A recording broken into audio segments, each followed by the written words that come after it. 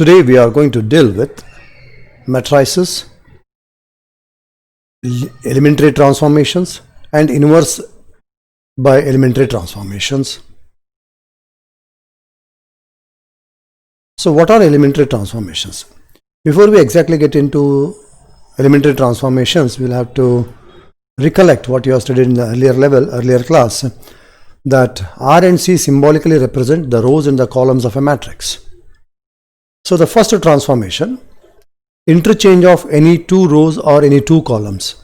If we interchange the ith row and the jth row of a matrix, then after this interchange, the original matrix is transformed into a new matrix. The transformation is symbolically denoted as Ri, double implication Rj, or simply Rij. So the meaning of this representation is the interchange of ith row and the jth row elements. For example, if A is 3 minus 5 to 6, then R1 interchange R2 means these two rows are interchanged amongst themselves.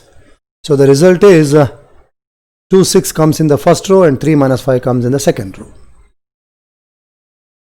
If we interchange C2 and C3, so here the elements of C2 are interchanged with the elements of C3. That means C2 is written as C3, C3 is written as C2. So the new matrix is 1, 2, 1 in the first column, 4, 3, 8 in the second column, and 3, 5, 7 in the third column. That means we have interchanged second and third columns. But remember, after the interchange or after the changes, whatever we do, so the original matrix will not be equal to the transformed one. That means this is not equal to A. Similarly, this is not equal to B. Note that A is not equal to the new matrix, transformed matrix, and B is not equal to the transformed matrix. But however, we write A is equivalent to B is equivalent to this matrix. So this symbol is read as equivalent to. The next transformation is the multiplication of the elements of any row or any column by a non-zero scalar. If K is a non-zero scalar and the row I is to be transformed by constant K, then we multiply every element of Ri by the constant K. And symbolically the transformation is denoted as Ri implies K times Ri. That means ith row elements of this row, ith row elements are multiplied by K. So here, for example, R2 changes to half R2. So R2 means this row. So here we have to multiply by half to these elements, or rather we have to divide by 2 the elements of the second row. So that gives you 4 minus 3, 2 in the second row. Rest all of the elements will be remaining as it is.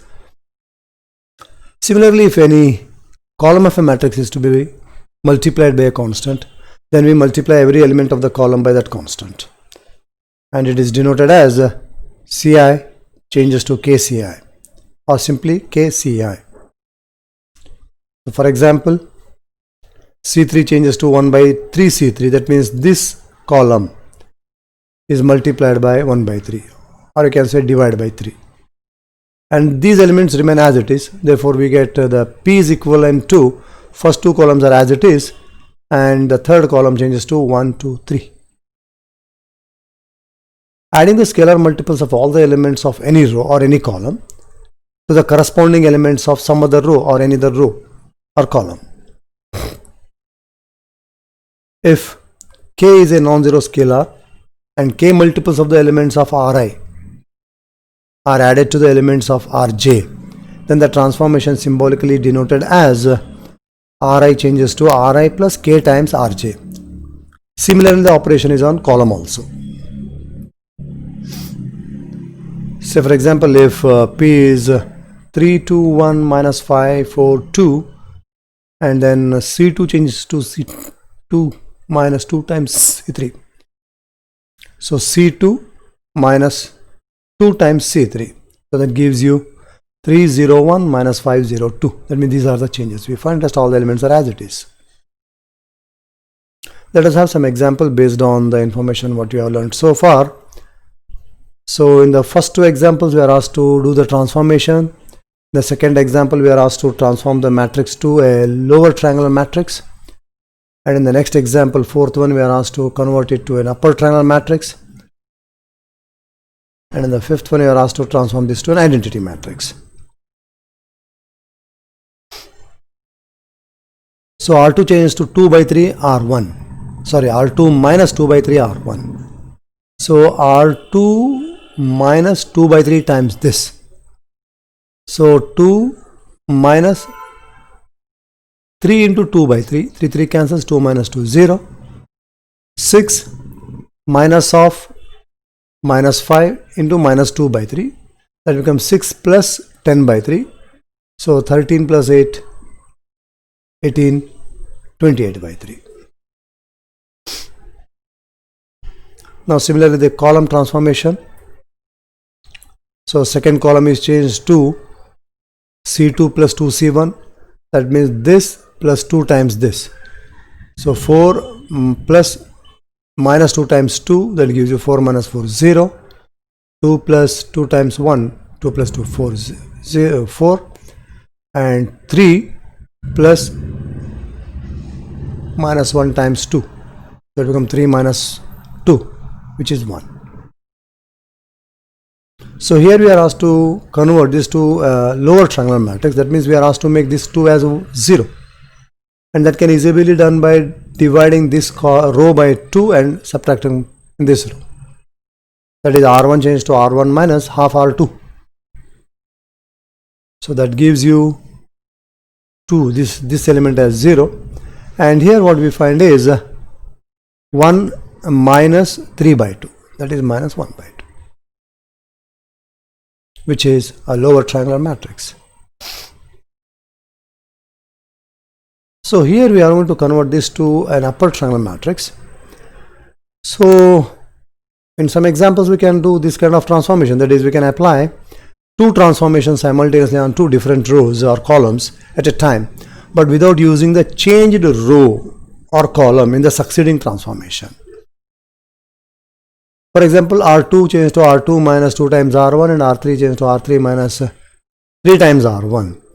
So here R2 changes to R2 minus 2 times R1, 2 minus 2 0, R3 minus 3 times R1, 3 minus 3 0. We are not bothered about the other element, they are going to change, but we'll think of them in the next step.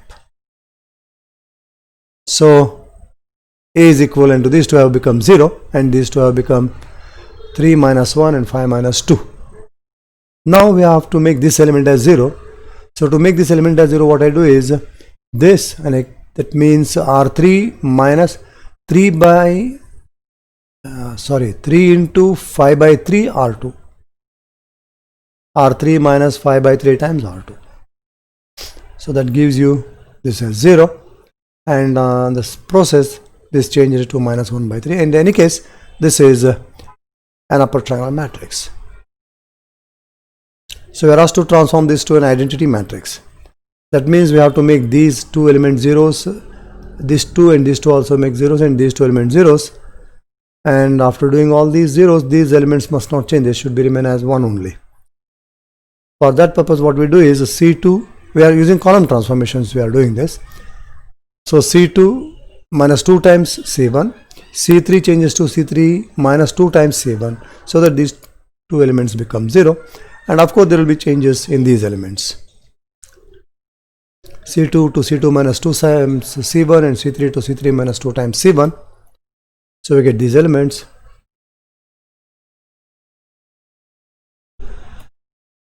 Now we are going to make this element as 1, so that later on using this one I can make these two elements zeros easily. So to make it as 1, what I do is minus 3 minus of minus 2 into 2, so it becomes plus 4. 4 minus 3 will be 0. So C2 changes to C2 minus 2 times C3. So we get it as 1, and in that process this has become 4. And note that this 0 is not disturbed, because here also we got 0. And using this one, these two elements can be made zeros easily. C1 changes to C1 minus 2 times C2. C3 changes to C3 plus 2 times C2. So these two elements will become 0, and of course there will be changes in these two elements also, but these two will not be disturbed because of this 0. And now we have to make this element as 1. So to make this element as 1, you may think of C2 minus C3 minus C2, but in that process this 0 will be disturbed. This becomes minus 1. So you have to take care of that also. So for that purpose, we just divide this column by 5. C3 changes to 1 by 5 C3. So this becomes 1. Now using this one, these two can be made zeros easily. So C1 changes to C1 plus 6 times C3, and C2 changes to C2 minus 4 times C3. That gives an identity matrix. So let us understand how to apply elementary transformations on matrix equations. Consider the matrix equation Ax equal to B, where A, B, X are square matrices of the same order. In order to apply a sequence of row transformation on the equation Ax equal to B, we apply these operations, rather transformations, simultaneously on the first matrix of A of the product AB on LHS and X on the RHS. Similarly, in order to apply the sequence of column transformations on the equation Ax equal to B, we apply these operations simultaneously on the second matrix B of the product AB on LHS and X on RHS. Here in the product AB, the first matrix A is called the prefactor and the second matrix B is called as the postfactor. Remember, this is a very important point, that only row transformations are valid on prefactor and only column transformations are valid on postfactor. Now let us get into inverse of a matrix. What the definition says is, if A is a square matrix of order M, and if there exists another square matrix B of the same order such that AB equal to BA equal to I, where I is the identity matrix of order M, then B is called the inverse of A and is denoted by A raised to minus 1, which is read as A inverse. That is B equal to A inverse. Hence A into A inverse is equal to A inverse into A equals to I. That is B is replaced by A inverse. By using the same definition, we can say that A is the inverse of B and is denoted by B inverse. That is A equal to B inverse. Then B inverse into B equal to B into B inverse equals to I. So here B inverse is substituted, and here also. Note, every square matrix A has its corresponding determinant. A square matrix A has inverse if and only if A determinant of A not equal to 0. That means A is non-singular. A matrix is said to be invertible if its inverse exists. Means its inverse exists means determinant of A not equal to 0. Means matrix A must be a non-singular matrix. Keep these points in mind.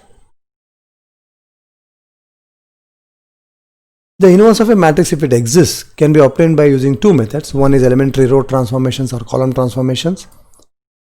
Second is adjoint method.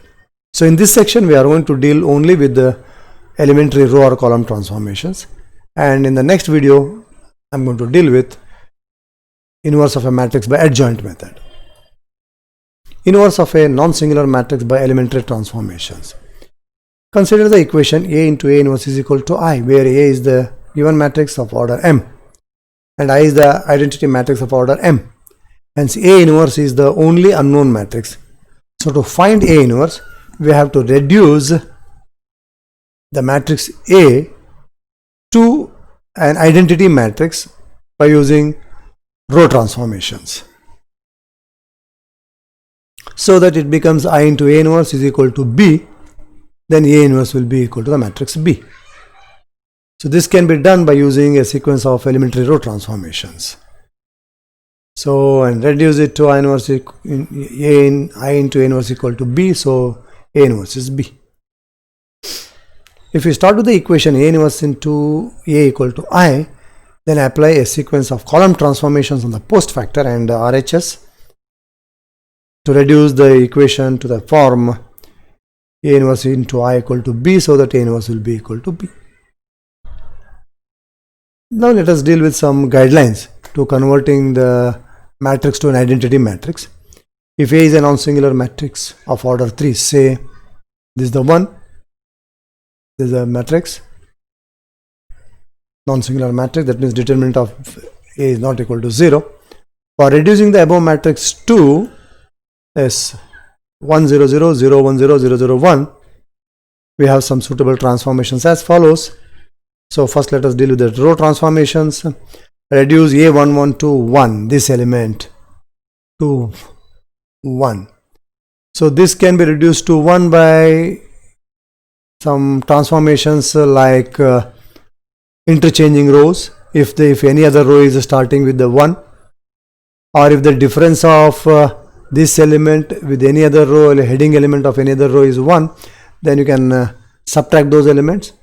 And if this is not possible, then only think of dividing by this number in the first row to convert it as 1. Then use this 1 which we have reduced to make these two elements zeros. That is, reduce A21 and A31 to 0 using A11. Then reduce A22 to 1, the middle element. Make this as 1. But remember, use R2 and R3 only. In case if you use R1, then you may lose this 0. Then reduce A12 and A32. These two elements zeros using this 1. And reduce A33 to 1. So to reduce A33 to 1, if it is other than 1, there is no alternative. You have to just divide this row by that element, whatever the element that is present at that corner. Don't think of reducing it to 1 by using any other row transformations. You may lose the zeros what we have created earlier. Then finally reduce A13 and A23 to 0 using this 1. We have some guidelines for column transformation, almost similar. Reduce A11 to 1 using these two columns, or difference of these two columns, or interchange of these columns, any of these columns with the C1. Then reduce A12 and A13 to 0, that is these two elements zeros, using this one. A2 to 1, make this element as 1 using C2 and C3. Don't use C1 in this case, you may lose the 0 what we have made here. Then reduce A21 and A23 to 0, A21, A23 to 0 using the one what you have done here, made here. Then A33 to 1, that is this element again, division by the element what is present here if it is other than 1, or whatever that is other than 1. Then finally reduce A31 and A32 to 0 using this one. These are just guidelines, not hard and fast rules. So using these informations, let us get into the examples. So find the inverse of the following matrices using row transformations. If they exist, that means you have to check whether the given matrix is a non-singular matrix or not. In case if it is a singular matrix, then A inverse does not exist. Similarly, we do some problems here on column transformations. So the first one, let us check whether it is a singular matrix or not. Of course, the determinant works out to be 8, not equal to 0, so A inverse exists. We have A into A inverse is equal to I. Substitute A and I values here. And now observe R1 changes to R1 minus R2. So that I am making this as 1. The difference between these two is 1. Therefore, R1 minus R2, don't think about the other elements. So this same thing is done in the right hand side also. R1 minus R2, 0 minus 1 is minus 1. Now R2 minus 2 times R1, so that I can make this as 0. And in that process this becomes 8. 6 minus of minus 2 into minus 1. Sorry, 6 minus of minus 2 into 1. It gives you 6 plus 2, and that is 8.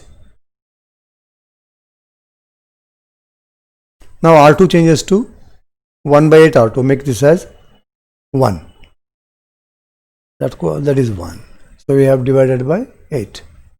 So remember, here we got this 8, and this plays a very important role, because this will be generally, in mostly almost all the cases, is equal to, the corner element will be equal to the determinant of the matrix. Now R1 changes to R1 plus R2. So left hand side becomes this part, identity matrix into A inverse. And here we take 1 by 8 out. Therefore A inverse is equal to 1 by 8 into 6 minus 5 minus 2, 3. So I have to make first element, this one as 1. So I can interchange first and third row, or I can add these two. Before that, we have to see whether the matrix is singular or not. We got the determinant as 4, so it is not a singular matrix. Non-singular matrix it is. So A inverse exists. So we have A into A inverse is equal to I. And now R1 changes to R1 plus R2. That gives this as 1. Don't worry about other elements. Same thing is done in the RHS also. 0 plus 1, 0 plus 0. So it becomes 1, 1, 0. Rest of the elements are same. Now R2 changes to R2 plus R1, and R3 changes to R3 minus R1. So to make this as 0 and this as 0. So we get these two elements zeros, and in this process these two elements have changed. 3 minus 2 and minus 1, 2. And the same change is done in the RHS also.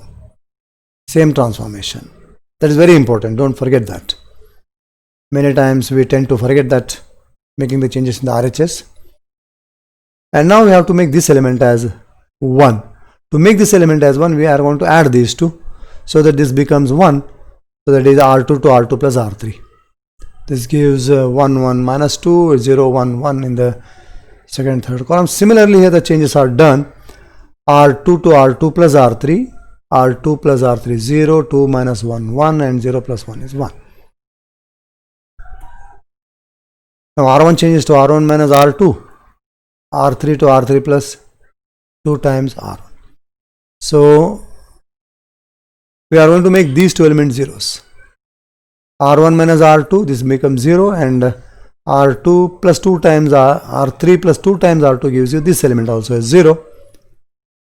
So we get these two elements zeros, and simultaneously here also the changes are done. Don't forget this. So R3 changes to 1 by 4 R3. That means to make this element as 1. See, this is the determinant value actually. So that gives R3 to 1 by 4 R3 gives you 1 here. Use this one to make these two elements zeros. So here also the same thing is done. We have to divide by 4. So R1 to R1 plus R3. R1 plus R3 gives this 0. R2 minus R3 makes this element as 0. And in this 1 by 4 is taken out. So A inverse is equal to 1 by 4 into 3, 1 minus 1, 1, 3, 1, minus 1, 1, 3. So this is a problem involving trigonometric equations, trigonometric identities, or other trigonometric functions. So the determinant value is 1, which is non-singular matrix. Therefore A inverse exists. Now we have to make this element as 1, cos theta as 1. To make this as 1, we make the basic identity of trigonometric functions. Cos square theta plus sin square theta equal to 1. So I multiply this row by cos theta and this row by sin theta and add. That is R1 changes to cos theta R1 plus sin theta R2. So that this becomes cos square theta plus sin square theta, which is 1. And the second element will be minus sin theta cos theta plus sin theta cos theta. So it becomes 0, and this is 0.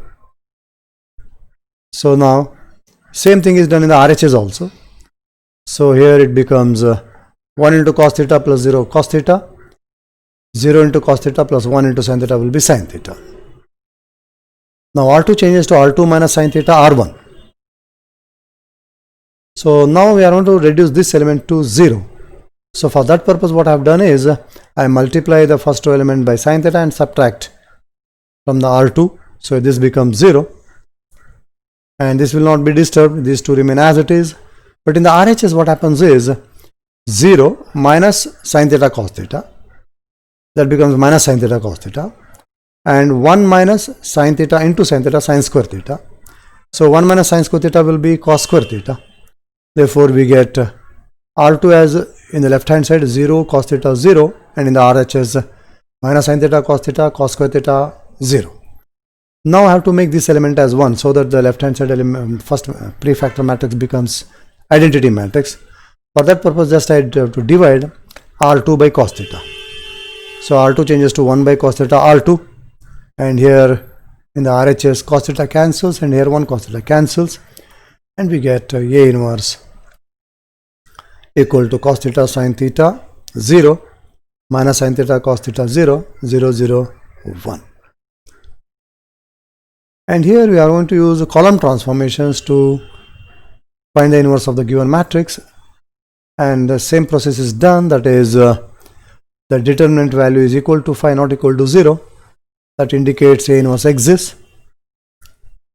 So we have observed this step very carefully, because this time we are writing A inverse into A equal to I, because we are going to transform this matrix which is a post factor, and only column transformations are valid on post factor. So A inverse into 1 minus 1 2 3 equal to 1 0 0 1. So here we have substituted A and I. So to make this as 0, so just have to C2 plus C1, 1 plus minus 1 becomes 0, and this will be 5. So 1 0 to 5, and again observe this 5 is nothing but the determinant value. So C2 plus C1 gives you 1 1 0 1. Now to make this element as 1, divide by 5. So C2 changes to 1 by 5 C2. Therefore A inverse into 1 0 2 1 equals to second column elements are divided by 0. So it becomes 1 by 5 1 by 5. Now using this one, make this element as 0, 2 as 0. So for that purpose what I have to do is C1 changes to C1 minus 2 times C2. So we get A inverse into identity matrix equal to this. Therefore A inverse into I equals to 3 by 5, 1 by 5, minus 2 by 5, 1 by 5. So take 1 by 5 out, we get A inverse is equal to 1 by 5 times 3 1 minus 2 1. So in this example, the leading element of the first row is already 1. So no need to convert it as 1, but only thing is that we check the singularity or singular or non-singular matrix, whether it is its determinant value is 0 or not. And of course it is 3 not equal to 0, therefore A inverse exists. We have A inverse into A equal to I. This is the substitution of A and I. So here using this one, make these two elements zeros, because we are going to use column transformations. So C2 changes to C2 minus 2 times C1, and C3 changes to C3 minus 3 times C1. So that gives you these two elements as zeros, and don't worry about the other 4 elements. They do change, but we are going to think of those values later on. And in that process we get in the right hand side minus 2, minus 3 here, and the remaining elements are as it is. Now C2 changes to 2C2 minus C3. So 2 times C2 minus C3.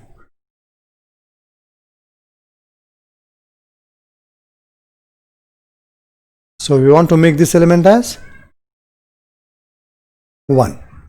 Therefore, I am going to use only C2 and C3. So that gives you 1 here, because it becomes 2 times C2 means 6 minus 5, that gives you 1. And of course this element also changed to minus 1. We'll consider it in the next step. So in the right hand side also there is a change in the second column element. Now using this one, we have to make these two elements zeros. So C1 changes to C1 plus C2, and C3 changes to C3 minus 5 times C2. So we get A inverse is equal to, A inverse into the matrix 1 0 0 0 1 0 0 minus 1 6. And now we are left with making this element as 1. and simultaneously there is a change in the RHS also. Observe these steps very carefully, because what it says is C1 plus C2.